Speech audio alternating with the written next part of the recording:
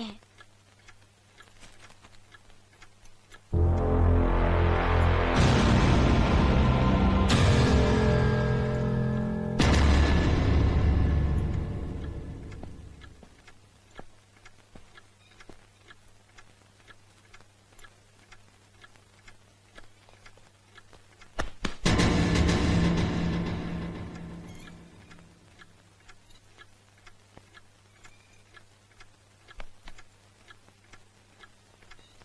इसे मैं फेंक देता हूँ बड़े भैया, आप जाइए। मुनीम जी, चौराम प्रसाद की बेटी की शादी के लिए जेवर देने के लिए कहा था, भिजवा दिया? जी हाँ मालिक। शहर में रहकर यही बदतमीजी और ओछी हरकतें सीखी आपने? अपने से बड़ों का लिहाज करना नहीं आता आपको? किससे कह रहे हो तुम? आपसे कह रहा हूँ। औरत पैदा हुई है तो औरत की तरह रहना सीखिए। मीना, नकुल, तुम अंदर जाओ।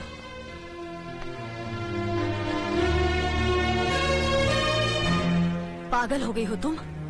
औरत होकर एक मर्द पर हाथ उठाती हो? इतनी ऊंची घराने की बहू होकर ऐसी नीच हरकत, शर्म नहीं आई तुम्हें? कौन सा ऊंचा घराना? ये यहाँ सिर्फ एक आदमी राजा है और बाकी सब उसके गुलाम। मीना, चिल्लाइए मत। आप मेरी सास नहीं है। जिस तरह आप इस घर की बहू है वैसे मैं भी हूँ। बहू हो तो बहू की मर्यादा में रहो। मर्यादा की रस्सी में तो आप जैसी जाहिल और गवार औरतें बनती हैं। मुझ जैसी पढ़ी लिखी मॉडर्न जमाने की लड़की नहीं। Uneducated idiots. Excuse me. I'm not an illiterate. I'm a graduate from the University of Allahabad. I am aware of the modernization of women, but I have not forgotten my culture, my customs, my traditions and my values. And most of all, I'll never ever forget that I'm an Indian woman. Modern जमाने की औरत भी औरत ही होती है। उसे भी मर्द ही ब्याह कर ले जाता है, मर्द को ब्याह कर वो नहीं ले जाती। जमाने ख्याल और लिबास बदल देते हैं, औरत की शरीर की बनावट नहीं। लोग तुम्हारे ख्याल की लड़कियों को लज्जत का सामान भले ही समझते हो, इज्जत के काबिल कोई नहीं समझता। इज्जत आज भी उन्हीं औरतों की होती है जिनकी आंखों में हया हो, लाज हो, शर्म हो। हम नहीं कहते कि तुम बंदिशों में रहो, लेकिन अपने दायरे की सीमा को मत भूलो। लड़की जब अपने माँ बाप के घर होती है तब उसके कांधों पर अपने ही घर की इज्जत का बोझ होता है, लेकिन जब वो बहू बनकर ससुराल जाती है तब उसके कांधों पर एक नहीं 2 परिवारों की इज्जत का बोझ होता है। आज जिस तरह तुमने नकुल को तमाचा मारा है, अगर उसी तरह उसका भी हाथ उठ जाता तो तुम्हारी क्या इज्जत रह जाती? कभी सोचा तुमने? क्या बात है मीना?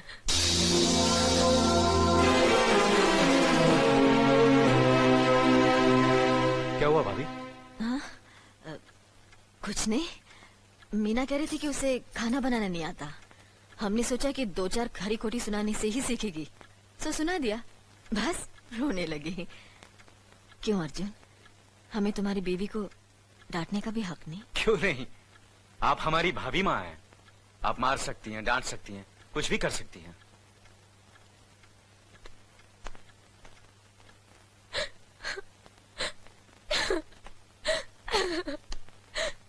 मैंने भूल की जो मैं इन लोगों के बीच आ गई। मेरी तो इस घर में कोई इज्जत ही नहीं है। जब देखो तो सब मेरी इंसल्ट करते रहते हैं। मैं कब से रो रही हूँ, तुम पूछ भी नहीं रहे हो कि मैं क्यों रो रही हूँ। बेकार हो रही है तो कौन पूछेगा? अच्छा, तो मैं तुम्हारे लिए और इस घर के लिए बेकार हो गई हूँ। अरे बेकार तो तुम हो गए अपने परिवार के बीच में रहकर। मैं कब से बोले जा रही हूँ और तुम हो के सुन ही नहीं रहे हो। इंसान की चीख सुनकर लोग शुभ अशुभ का विचार करते हैं, लेकिन जब मेंढकी को जुकाम होता है उसकी चीख की कोई परवाह नहीं करता। ये मत भूलो कि जब मेंढकी चिल्लाती है तो आंधी और तूफान आते हैं। आंधी और तूफान आएंगे तो उसका नतीजा तुम्हें ही भुगतना पड़ेगा। तो फिर ठीक है, अब मैं तुम्हारे साथ तब भी रहूंगी जब तुम मेरे साथ मेरे डैडी के घर रहोगे।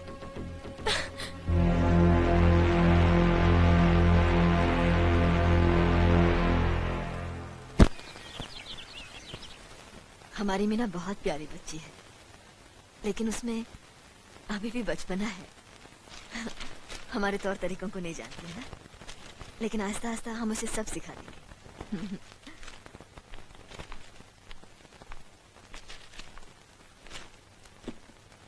बड़े भैया, ये अपने घर जाना चाहती है। जाना भी चाहिए। 4-5 महीने हो गए, मायके की याद भी आती होगी इसे। और अर्जुन, तुम्हारे ससुर जी तुम्हें कई बार बुला चुके हैं, तुम भी कुछ दिनों के लिए हो आओ, तुम्हारा मन भी बहल जाएगा। अगर ये वापस लौटने के लिए जा रही होती तो मैं जरूर जाता, मगर ये तो हमेशा के लिए इस घर से जा रही है। कैसी बातें कर रहे हो? अगर तुम दोनों के ख्यालात एक दूसरे से नहीं मिलते तो इस मामले को घर की चार दीवारी में बैठकर आपस में सुलझा लेना चाहिए। बहू शहर की पढ़ी लिखी लड़की है, उसे गांव की रीति रिवाज के बारे में क्या मालूम। ये तो तुम्हारा फर्ज बनता अर्जुन कि तुम उसे हमारे तौर तरीके सिखाओ। सिखाने से कोई फायदा नहीं बड़े भैया, ये खुद को इस माहौल में डालना ही नहीं चाहती, इसलिए भेज रहा हूं। अच्छा, तो तुमने फैसला भी कर डाला? बड़े भैया, बात यह है कि मैंने मीना को, तुम बहुत समझदार भी हो गए हो ना, तो फिर तुम्हें इतना तो समझ लेना चाहिए, अगर बहू अपने आप को बदल नहीं पा रही है तो तुम बहू के मुताबिक बदल जाओ। आखिर वो तुम्हारी पत्नी है, उसका साथ देना तुम्हारा धर्म है, तुम्हारे भरोसे ही तो उसने अपनी सारी जिंदगी सौंप दी तुम्हें। अर्जुन, मेरे दर्द पर तुम तड़प उठोगे, तुम्हें तकलीफ होगी तो मैं रो दूंगा, क्योंकि हम दोनों एक ही मां की संतान हैं, खून का रिश्ता है हमारा। मगर पत्नी का नाता उससे कहीं ज्यादा गहरा होता है, क्योंकि वो पराये घर से आकर अपनों से कहीं ज्यादा अपनी हो जाती है, परछाई बन जाती है हमारी। पति शरीर है तो पत्नी उसकी आत्मा है।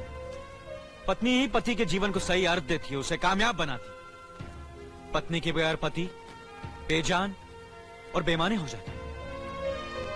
अगर आज तुम अपनी पत्नी को हमेशा के लिए उसके मैके छोड़ाओगे तो ये गांव, ये समाज क्या कहेगा हमारे बारे में? जरा सोचो अर्जुन, न्याय के सिंहासन पर बैठकर जो लोगों के अच्छे बुरे का फैसला करता है, अगर उसी के घर में नाइंसाफी होगी तो लोग हंसेंगे हम पर, किसी को मुंह दिखाने के काबिल नहीं रहेंगे हम। बड़े भैया, मुझसे भूल हो गई, मुझे माफ कर दीजिए। मुनीम जी। जी मालिक। जायदाद के दस्तावेज लाइए। जी अभी लाया। बहू, पति ही पत्नी की असली शक्ति होती है। हमारे पुरखों ने कुल धर्म पत्नी के बारे में कहा है, जो पति के काम में उसकी मददगार हो, उसे अच्छी सलाह दे, जो दासी की तरह उसकी सेवा करे, मां की तरह उसे खिलाए पिलाए, लक्ष्मी का रूप हो और धरती की तरह उसमें सहन शक्ति हो, वही आदर्श पत्नी होती है। औरत की सोच मर्द का मुकद्दर बनाती है। वो जब बनाने पर आती है तो कुटिया को महल कर देती है, और जब बिगाड़ने पर उतरती है तो महल को मिट्टी का ढेर बना देती है। मालिक, ये जायदाद के दस्तावेज है। हमारी जमीन जायदाद कहां कहां है और कितनी है, उसका हिसाब किताब ना बाबूजी को मालूम था, ना हम तीनों भाइयों को मालूम है। बहू, तुम पढ़ी लिखी हो, आज से इसका हिसाब किताब तुम देखोगी। लक्ष्मी जी। अपनी चाबियों का गुच्छा और ये कागजात बहू को दे दो।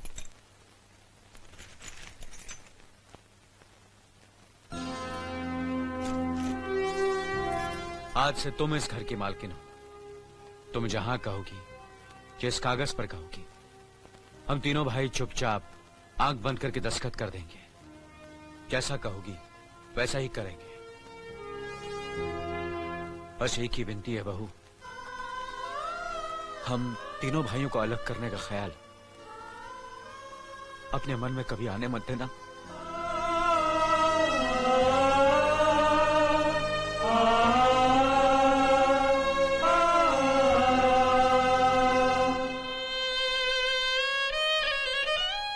बहुत अच्छा किया तुमने बहू, बहुत अच्छा किया। इनकी आंखों में आंसू देखने की हमने सपने में भी उम्मीद नहीं की थी, लेकिन तुमने हमें दिखा दिया। बहुत अच्छा किया तुमने, बहुत अच्छा किया।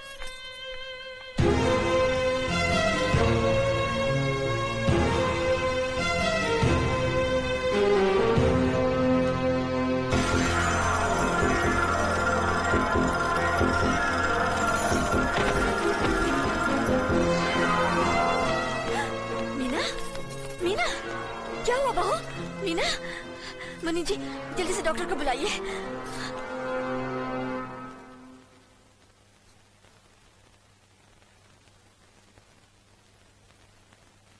घबराने की कोई बात नहीं, ये माँ बनने वाली है।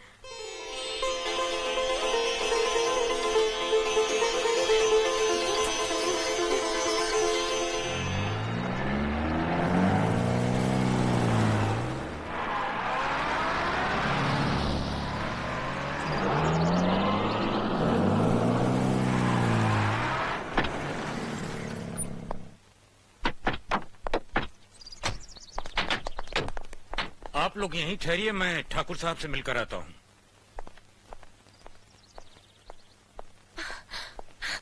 डैडी, डैडी, कैसी हो बेटी? What a pleasant surprise. आने की खबर भी नहीं की।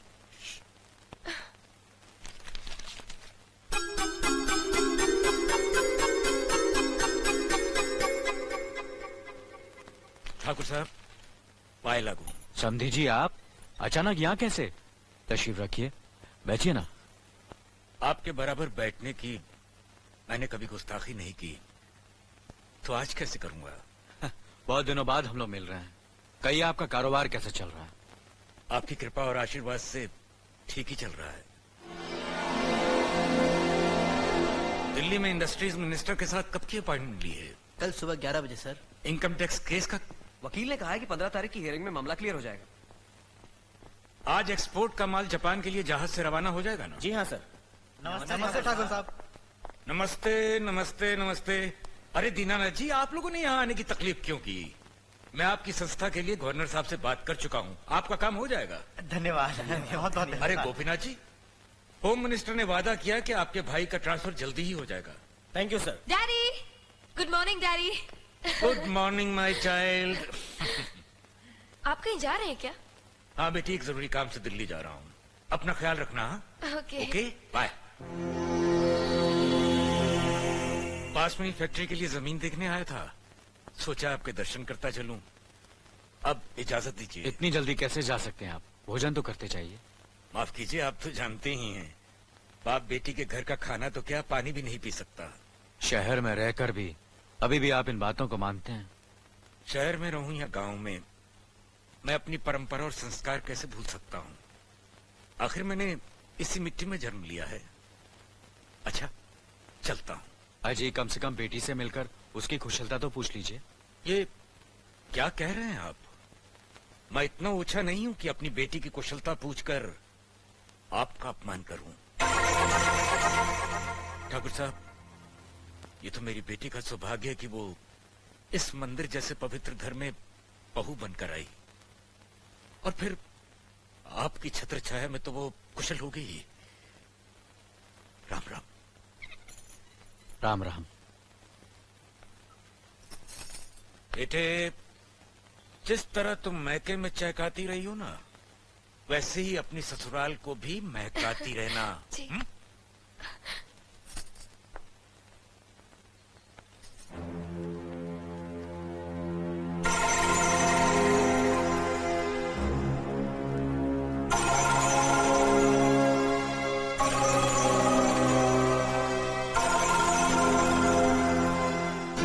आप तो उम्र में बड़े हैं ना, किससे किस तरह की बात की जाती है इतनी तमीज तो आपको आनी चाहिए। Mind it, mind it, mind it, mind it, mind it.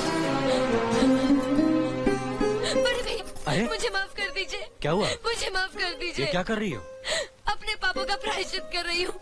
मैंने आप जैसे देवता का अपमान किया है, आपका दिल दुखा है, मुझे माफ कर दीजिए बड़े भैया, मुझे माफ कर दीजिए, मुझे माफ कर दीजिए। लक्ष्मी, मुझे माफ कर दीजिए बड़े भैया, बड़े भैया मुझे माफ कर दीजिए। मुझ पर तरस इसे संभालो, खाकर मुझे मीना, माफ कर दीजिए बड़े चलो उठो, भैया। तुम्हें ऐसे नहीं बैठना मुझे चाहिए, माफ इससे कर बच्चे पर असर पड़ेगा बेटे। मैं आपकी भी दोषी हूँ दीदी। आपने जेठानी की जगह माँ बनकर मेरी गलतियों को बर्दाश्त किया, और मैं अब भागन आपकी बेटी न बन सकी। मुझे माफ कर दीजिए दीदी, मुझे माफ कर दीजिए। अब चुप भी हो जाओ। तो हमने कब तुम्हारी बात का बुरा माना? हाँ, अगली रोते नहीं, रोते नहीं।